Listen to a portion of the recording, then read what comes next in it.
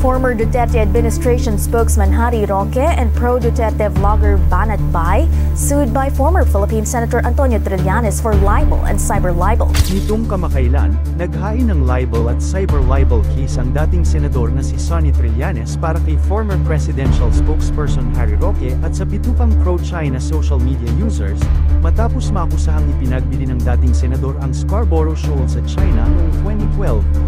Binigyang diin ni Trillanes ang kanyang paninindigan na maghain ng kaso at sinabihang makinig ang mga ito sa pahayag ni Philippine Coast Guard spokesperson for the West Philippine Sea, Coast Guard Commodore J. Tariela na nagbigay ng pahayag patungkol sa issue.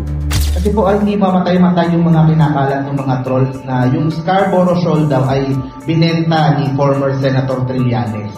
O pwede pong pakiclarify din po para sa inyo na pumanggaling. Hindi ko rin alam kung saan ang ebidensya ng mga trolls para sabihin na ibenta ang bako ni Masinlog. May resibo ba daw sila? Na pinagbentahan? Or may bank transfer or GCash transaction? Kasi kung wala, again, these are just rumors or talagang made-up stories.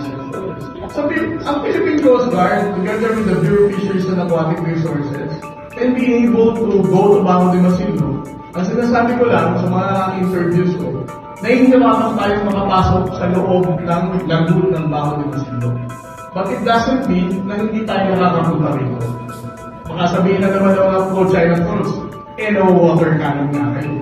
No-water cannon nga. Pero the mere fact na nakakapunta tayo dito, it doesn't mean na may binenta at may nagbenta.